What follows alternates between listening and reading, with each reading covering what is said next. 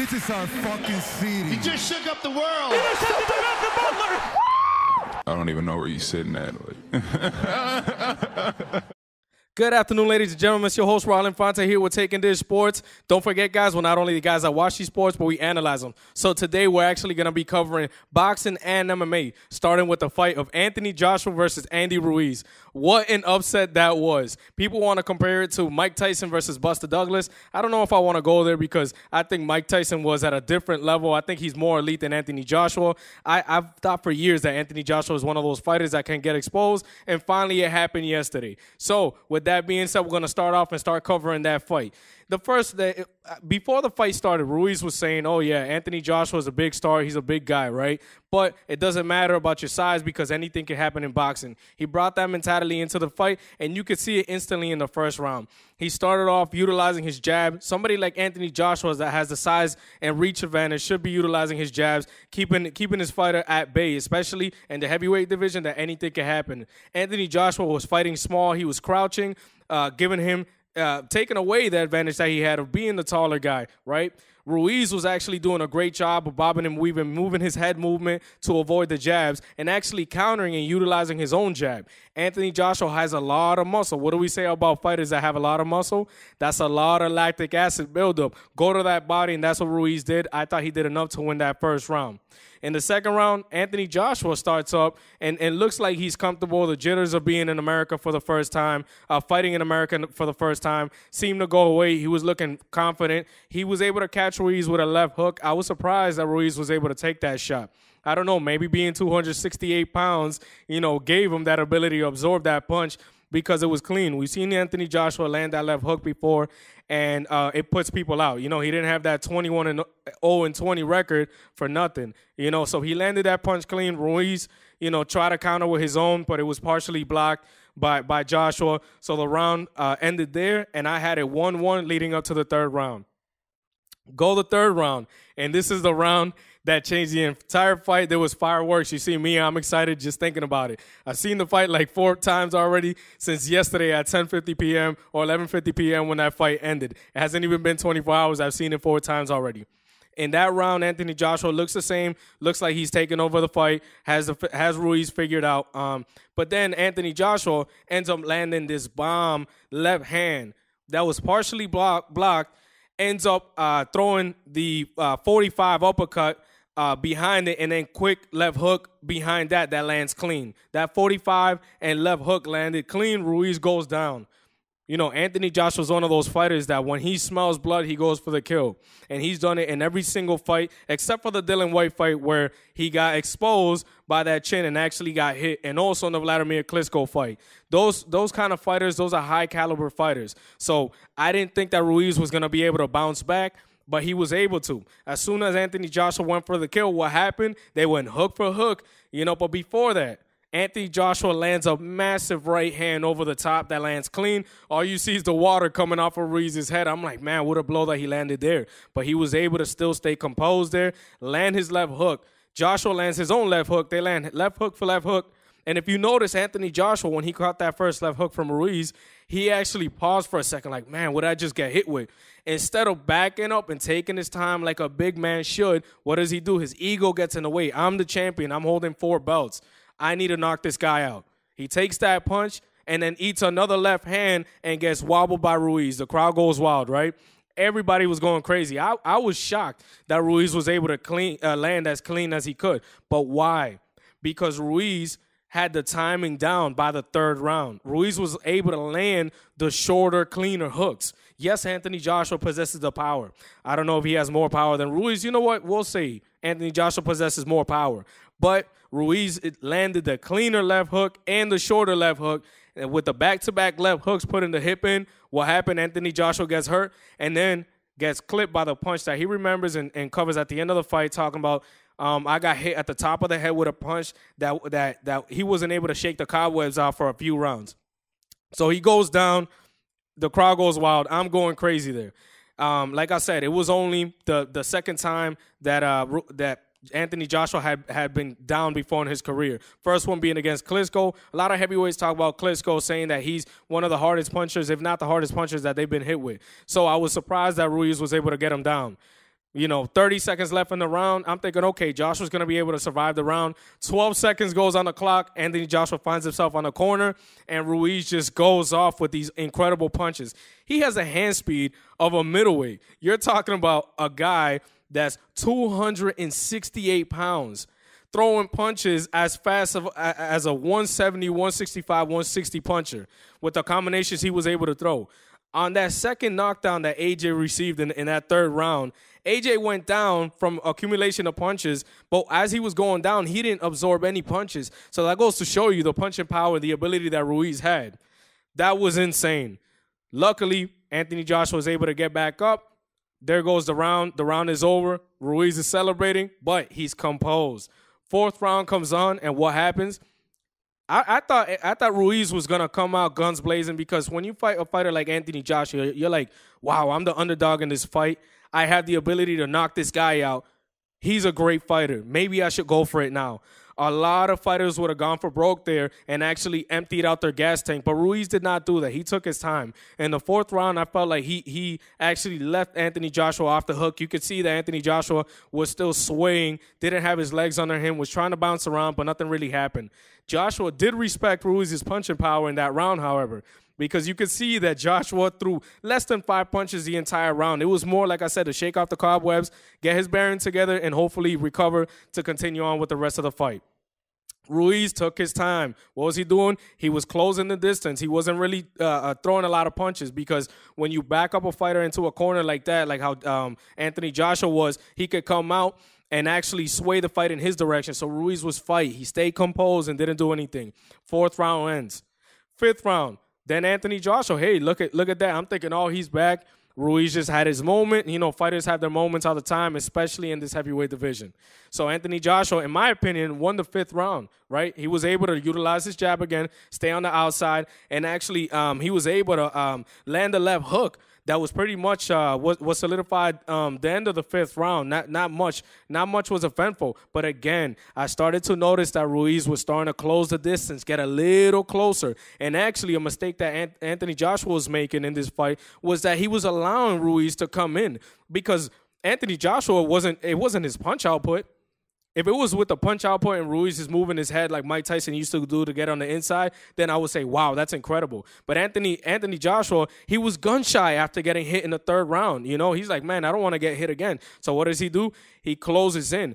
But if you're going to defend, you have to stand tall. I'm not saying stand tall where your chin is high, because the proper way of doing it, you want to stand tall, but tuck that chin, protect that chin, especially knowing now that AJ has that disadvantage there. You can have a six-pack on your body, but you can't have a six-pack on your chin, and that showed with AJ with this fight.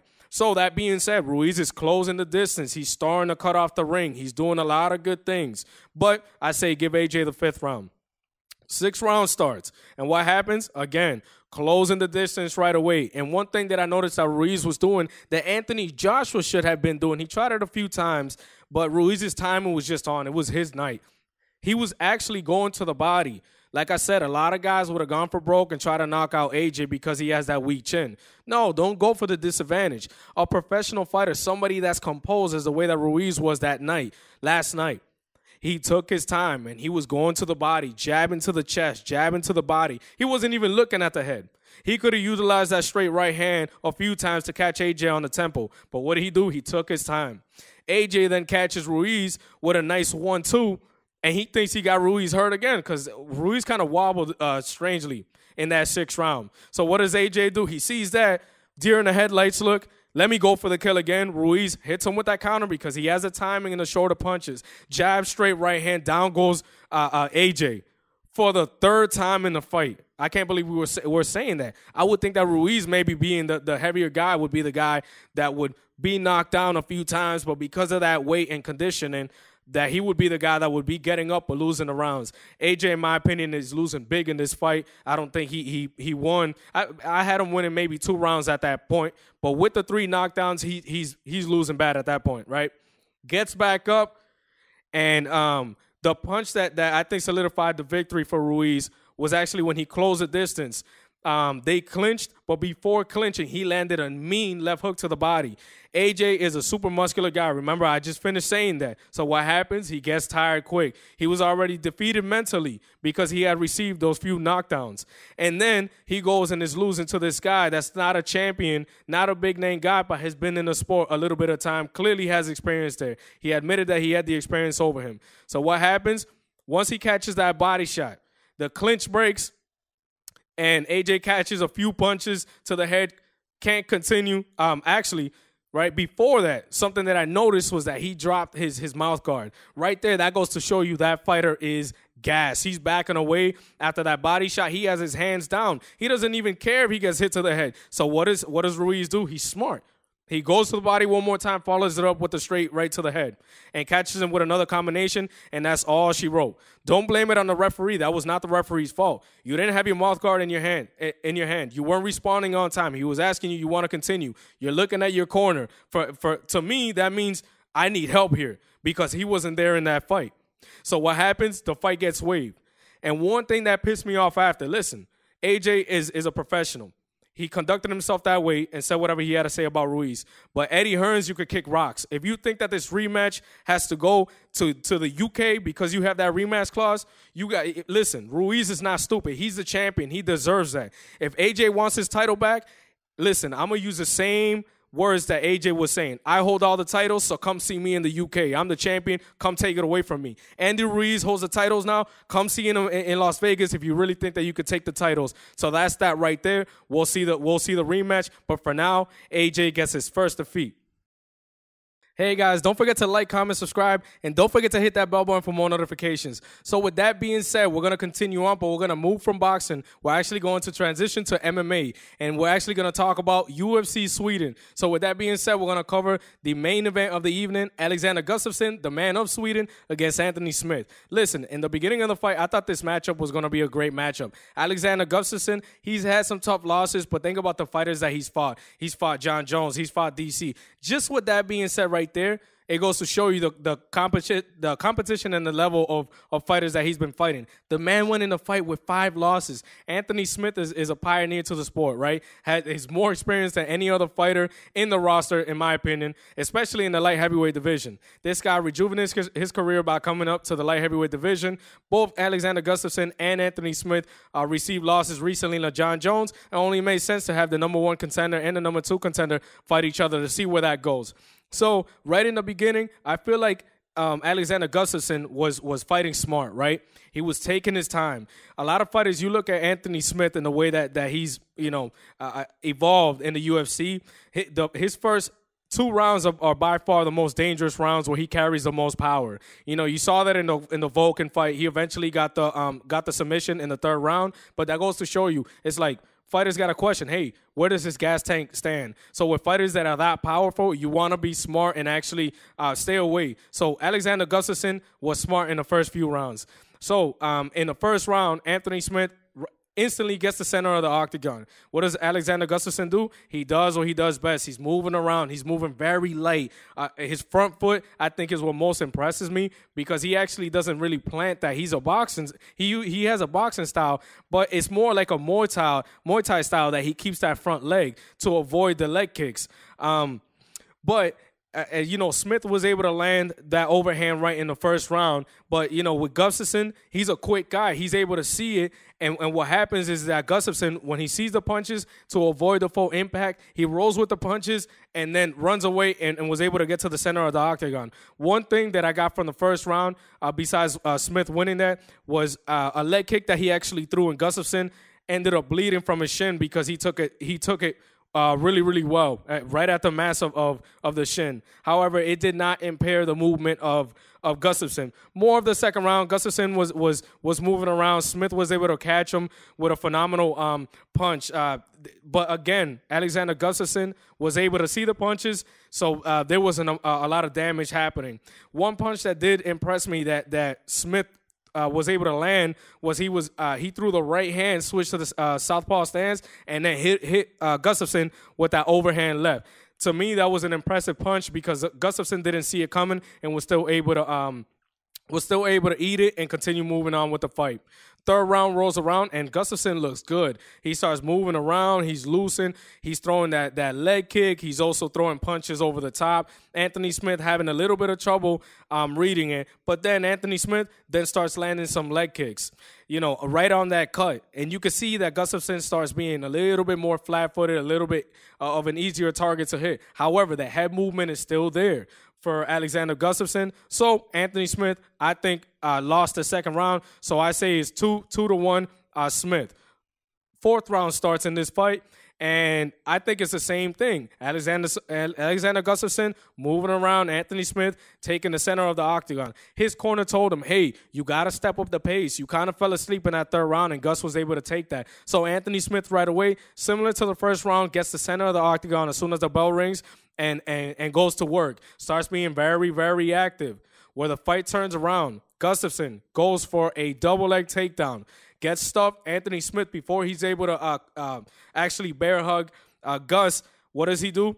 Like I said, he's not able to grasp him fully. So Gustafsson tries to go for a hip toss. Problem with a hip toss is that you're giving up your back. Anytime you're giving up your back, that's a dangerous, dangerous situation. Anthony Smith is a black belt in BJJ. People don't realize that because he's a striker, so they don't see him as a ground guy. There's a reason why he has submissions on his belt, why he's pretty solid on the ground game. So what happens? As soon as he stops the hip check, the hip toss, he takes the back instantly of Gustafsson. I thought Gustafsson was fine, right? Because Smith was pretty high on his back. But Smith having the long legs, Gustafsson was not able to shake him off. What happens? Once Smith gets the hooks in, he flattens out Gustafsson. And I'm like, man, this is the same thing that happened against Jones. Because Smith was actually throwing some hard elbows, but Gus was actually able to block the majority of those elbows. But what happens when you're taking blows like that, a lot of times your chin goes up. Similar to the DC against Johnson fight, right? He eats a couple punches on the chin. What happens? It forces your head to go up. And then once that head goes up, you sneak that hand underneath, real naked choke. That ended up finishing the fight. He gets the submission, Anthony Smith does, in the fourth round. Obviously, Alexander Gustafsson is devastated with this loss. He's from Sweden. He was able to beat Glover Teixeira in a awesome knockout fashion in Sweden. This time came up short, especially with the losses that he's had. I think it hit him hard. He still got a lot in the tank. But in his interview in the ring, he took off his gloves, and we all know what it means when you take off the gloves and you throw them on the octagon. He's talking about retiring. I think it was more of an emotional thing and an embarrassing thing that he lost in his hometown. I think Alexander Gustafsson is not done. He has plenty in the tank. There's no way that you're the number one or number two contender in the world for the light heavyweight division, and you don't have enough to beat guys that are someone else in the top five. Jan Blachowicz, somebody like that has been getting defeated by everybody in that division and still is number 6. He could end up fighting that guy and end up, retiring after that. But end on a high note, like I said, I don't think that he's retired yet. I just think it was an emotional thing. He'll look back at this and being the competitor that he is, he'll be able to bounce back and get a W for his home country and then retire that way. So that being said, that wraps up the main event. So we're actually gonna move on to Rakic versus Jimmy Manuwa. Man, let me tell you, I don't like Jimmy Manuwa. He's one of those guys that has always rubbed me the wrong way. I don't like the way that he carries himself, the way that he talks. He just walks around like his thing don't stink, right? Similar to Luke Rockhold. I don't like him. He's tried doing the trash talking thing. So I actually enjoy seeing Luke Rockhold get knocked out or lose, cough, Michael Bisping and Joel Romero. But going back to Jimmy Manuwa, he had his confidence. He had a couple knockouts, and he's one of those fighters that started his MMA career late. But knockouts sell fights, right? So you got this guy here in the middleweight division, the light heavyweight division, that's making some noise, ends up knocking out Corey Anderson, thinks that he's on top of the world, right? Gets a couple of tough losses. And he has this fight right here that he thinks that Rakic is too inexperienced to fight him. And in 40 seconds of that fight, everything changes. Like I said, I've already expressed that I don't like Jimmy Manuwa. But when I saw that knockout, I would never wish that on any fighter. What Rakic did was similar to what Anthony Smith did to Gustafsson in that second round. He faked that he was gonna throw the jab, right? He actually throws the right hand, boom. Him being an orthodox fighter, he switches to the southpaw stance, throws that right, measures him with that left hand, and bang, that left kick lands straight on the jaw. Let me tell you, it sounded like he had a wooden bat and just hit it on a wooden mat. That's how clean it was, straight to the jaw. Jimmy Manuwa goes down, and he was out for like 5 minutes. And again, I don't wish that on anybody, but at this point, at 39 years old, Jimmy Manuwa has been knocked out way, way too many times. Lost the last 4 out of 5 fights, so I think it's time for him to actually hang up the gloves. Gustafsson decided to do it, but I think it was the wrong man to throw the gloves on the canvas that night. So, again, with that being said, Rakic is making some noise in the UFC. He conducted himself the wrong way after the fight, doing those little antics, but he apologized, and Sweden actually was applauding him at the end. There's a lot of great fighters coming up in the light heavyweight division. Out of nowhere, it's on fire. So I would love to see him fight somebody in the top 10 to get it going for him, because I think the sky's the limit for this fighter. So, guys, with that covers that the UFC Sweden fight cards. I'm sorry. So with that, don't forget, guys, we're not only the guys that watch these sports, but we analyze them here on Taking Dish Sports. We're your host, Raul Infante. Thanks, guys.